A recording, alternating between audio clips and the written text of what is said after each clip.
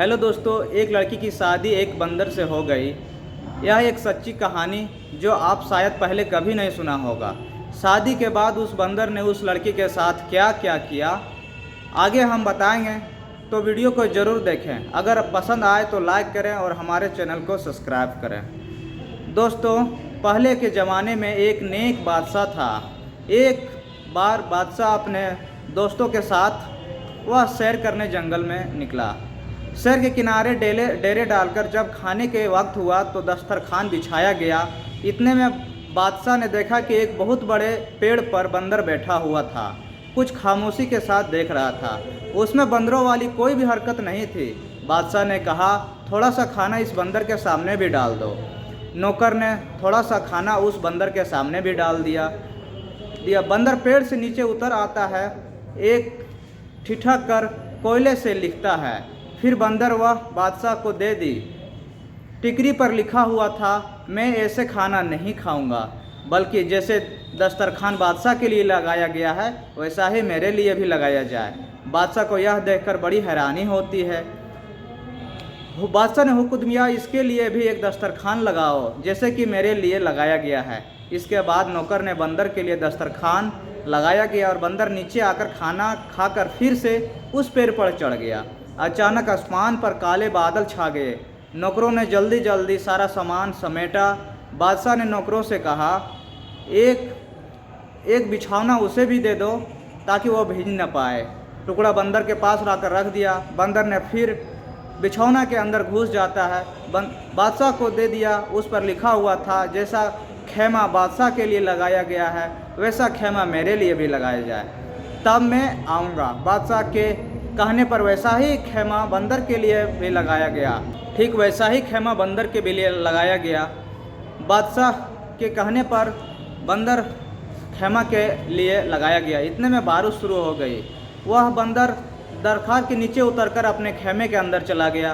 कुछ दिनों के बाद बादशाह जब वापस जाने लगा तो बादशाह ने नौकर से कहा कि जाओ और बंदर से पूछो कर आओ, क्या वह हमारे साथ जाने के लिए तैयार हैं। तो बंदर ने फिर टिकरी पर लिखा, फिर जैसा हाथी बादशाह के लिए तैयार किया गया है वैसा ही हाथी मेरे लिए भी तैयार किया जाए, तब मैं जाऊंगा। बादशाह बंदर के लिए अंदर ये दिलचस्पी लेने लगा और उसके लिए भी अपने जैसी सवारी तैयार करवाई। जब महल के पास पहुंचा तो हुक्म दिया, जो खेमे में नौकर के लिए उनमें से एक खेमा बंदर को भी लिए दिया जाए।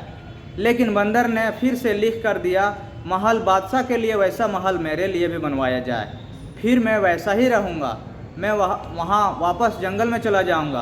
बादशाह के पास एक और महल भी था जहाँ वह बहुत कम जाया करता था। वह महल बंदर को दे दिया गया।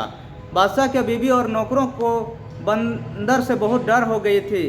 बादशाह के महल में आना जाना शुरू कर दिया। बंदर मुकदमे बहुत ही गौर से सुनता। जब बादशाह कोई गलत फैसले लेने वाला होता तो बंदर बादशाह के हाथ से फ़ौरन कागज़ को लेकर फाड़ देता और कलम से सही फैसला लिखकर बादशाह के हाथ में दे देता।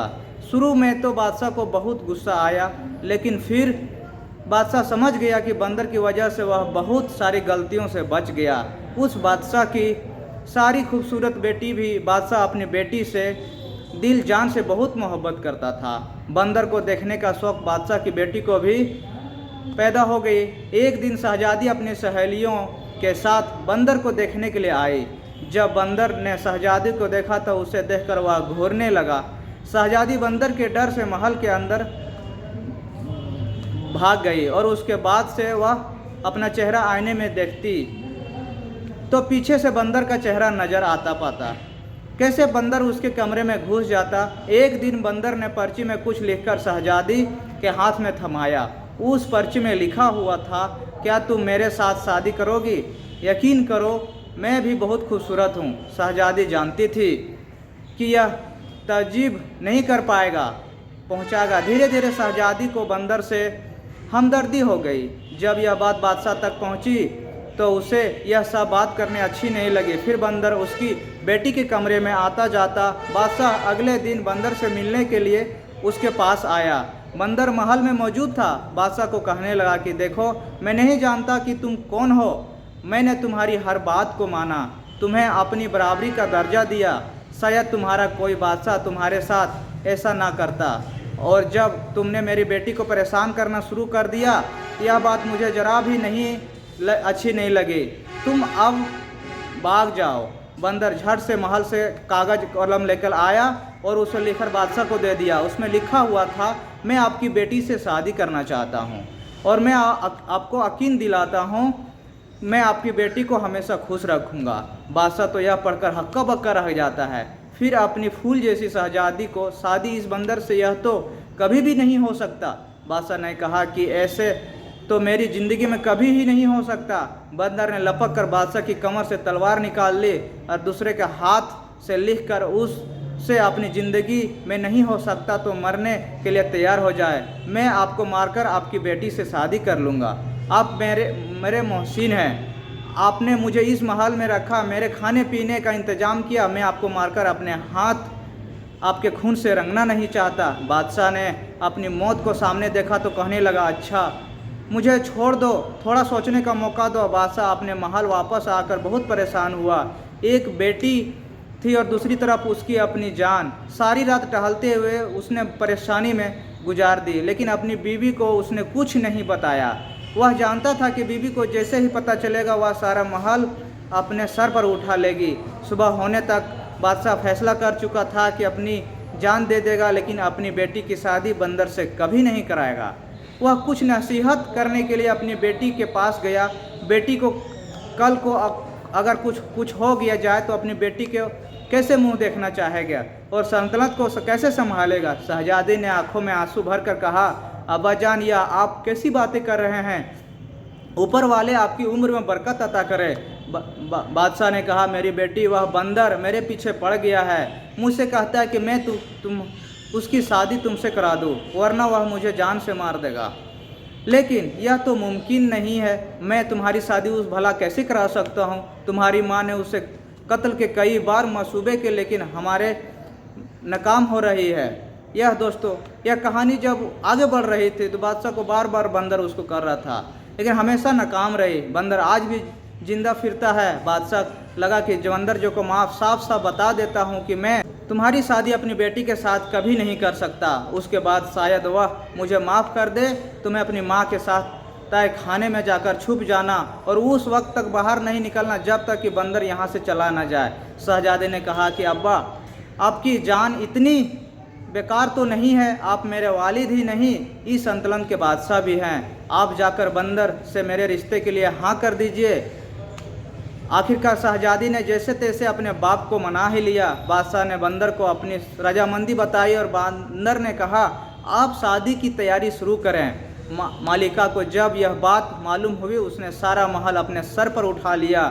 निकाह वाले दिन सादे वाले बादशाह ने मालिका को एक कमरे में बंद कर दिया। शहजादी का निकाह उस बंदर के साथ करवा दिया। शहजादी रुखसत होकर बंदर के महल में चले गए। अगले दिन जब शहजादी महल वापस आई तो बहुत ही ज़्यादा खुश थी। एम ने यह देखना तो हैरान रह गया। मालिका बोली, बेटी तुम उस बंदर के साथ इतनी खुश हो? शहजादी बोली, हाँ मैं बहुत खुश हूँ। शहजादी दिन में अपने बाप के महल में रहती और रात के वक्त बंदर के पास उसके महल में चली जाती। एक बार रात के वक्त मलिका ने नौकरों वाला लिबास पहना और बंदर के महल में चले गए। शहजादी के कमरे का दरवाज़ा बंद था। मलिका ने दोनों की बातें सुनकर शुरू अंदर से ही किसी मर्द के बोलने की आवाज़ आ रही थी। मलिका ने ताले के सुराख से अंदर झांका तो देखा कि शहजादी एक खूबसूरत नौजवान के साथ बैठी हुई है।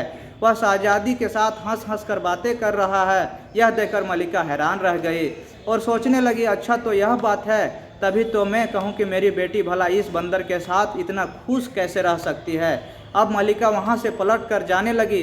उसको एक एक तरफ बंदर का खाला पड़ा हुआ नज़र।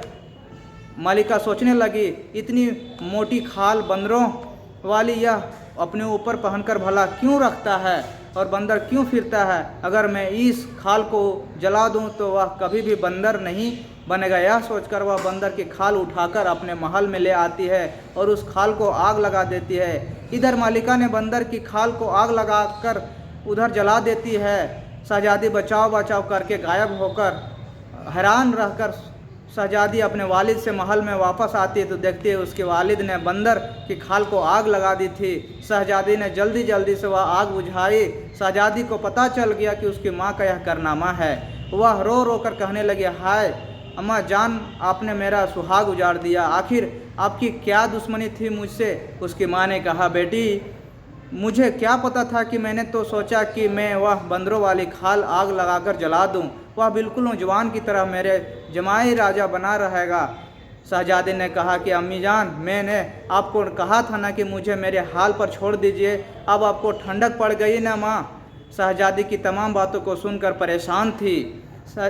जब बादशाह को पता चला तो बादशाह ने नौकरों को भेजा, लेकिन कहीं भी बंदर की कोई खबर नहीं मिली। वह शहजादी ने जोगन वाले कपड़े पहन लिए और शहजादी के तलाश में निकल गई। जंगल जंगल सिहरा सिहरा भटकती फिरती, उसके जंगल सिहरा वो भटकती फिरती, पाँव पिछले छाले पड़ गए। शहजादी का रंग रूप पूरी तरह से बदल गया। एक रात शहजादी उसी जंगल में पेड़ के नीचे बैठी हुई थी। पेड़ के ऊपर चकोर और चकोरी बैठे हुए थे, बातें कर रहे थे। शहजादी उनकी बातें सुन रही थी। चकोर दरअसल एक परिंदा होता है। चकोर ने चकोरे से कहा, क्या बात है चकोरे, तुम इतना परेशान क्यों हो। चकोरे ने कहा, क्या बताऊं, यहाँ से पूरे यूरोप की तरफ एक शहजादी है, मैं उसके लिए बहुत परेशान हूँ। उसके सारे जिस्म पर बड़े बड़े आंवले पड़े हुए हैं, वह सो भी नहीं सकते। सारे ताबीज और हकीम उसका इलाज नहीं कर पा रहे, हार गए हैं, कोई भी इसका इलाज नहीं कर पा रहा है। चकोरों ने बहुत शहजादी के हालत पर भला कैसे हुई। चकोरों ने कहा, किसी जालिम ने शहजादी को जलाकर मारने की कोशिश की थी। शहजादे की जान तो बच गई, लेकिन उसका सारा जिस्म जल गया है। चकोरी लेकिन ने कहा, एक चकोरी, क्या हमारे शहजादे के दुख का कोई इलाज नहीं है। चकोरे ने कहा, अगर कोई हमारी बीट इकट्ठी करके ले जाए, उन्हें संदल के साथ घिसकर 40 दिन का रोजाना सुबह शाम शहजादे को लगाए तो शायद शहजादे के सारे जख्म भर जाएंगे। शहजादी समझ गई यह मेरे शहजादे के बारे में बात हो रही है। चकोरी चकोरा तो सुबह उड़ गए। शहजादे ने उसकी सारी बीटें इकट्ठा की। एक ताबीज के भेष में वह यूरोप की तरफ चल पड़ी।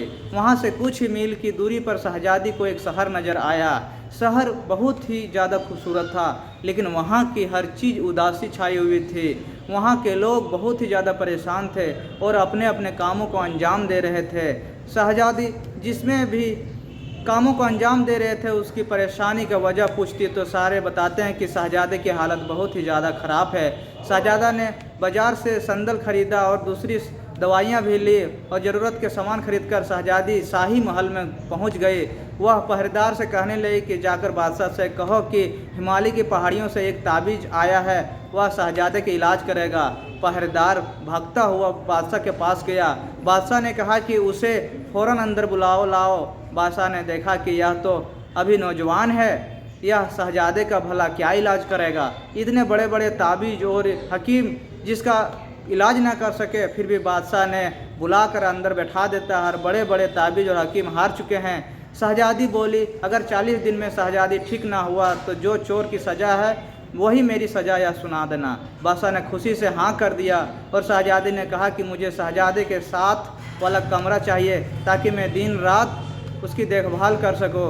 बादशाह के हुक्म पर शहजादी को शहजादे के साथ वाला कमरा दे दिया गया।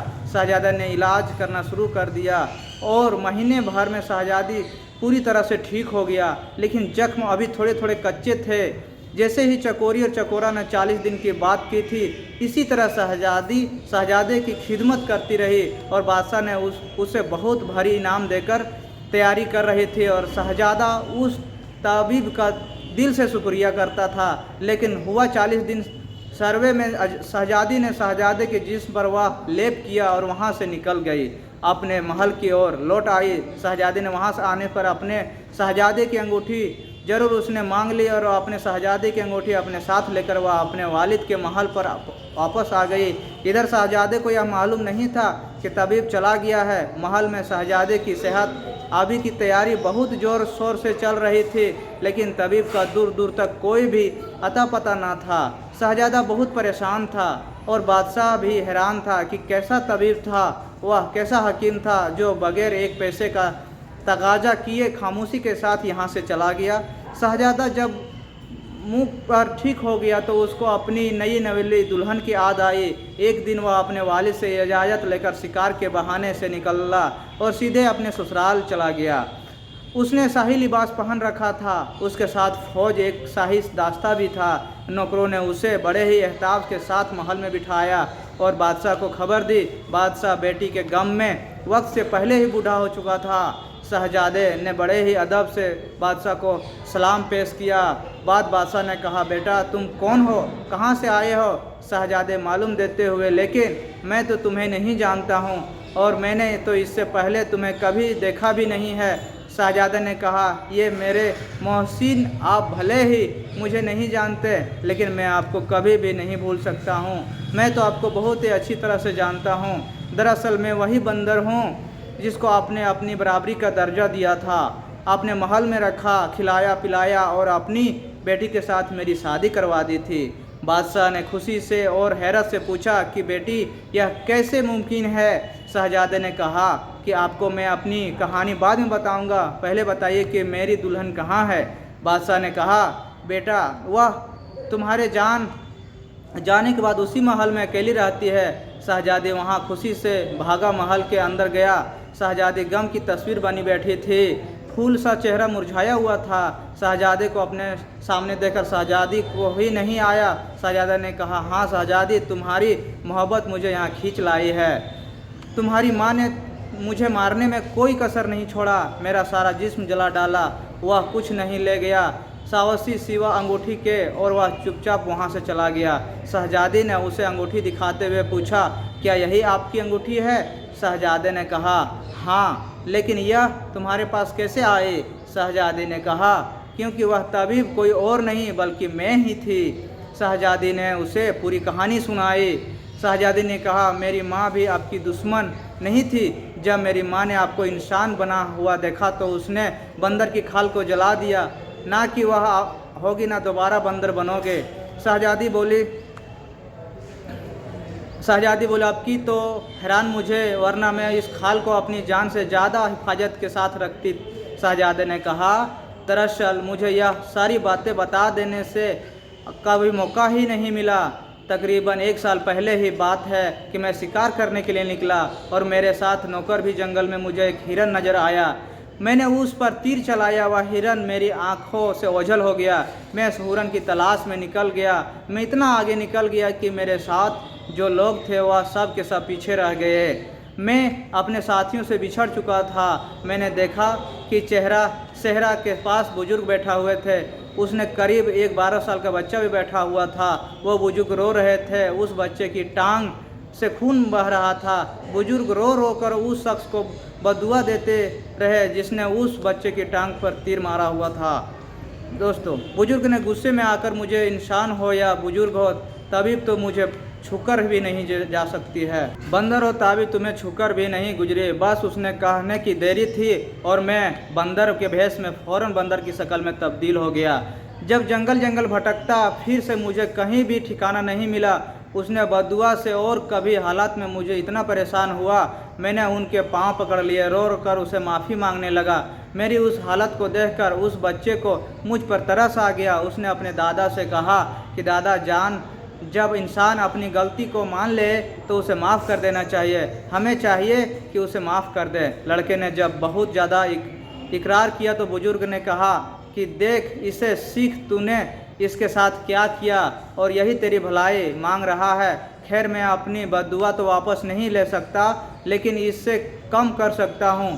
साथ भर पर तू बंदर ही रहेगा। जब कोई लड़की तुमसे हमदर्दी करते हुए शादी के लिए तैयार हो जाएगी तब तू अपनी शकल हालत में वापस लौट आएगा। अगर 1 साल से पहले तेरी शादी हो गई, सिर्फ अपनी बीवी के सामने ही तू इंसान की शक्ल में आ सकेगा। मजबूर होकर मैं वहाँ से आ गया। मैं अपने वापस आने महल भी नहीं जा सकता था और अपने कोई ठिकाना भी नहीं था।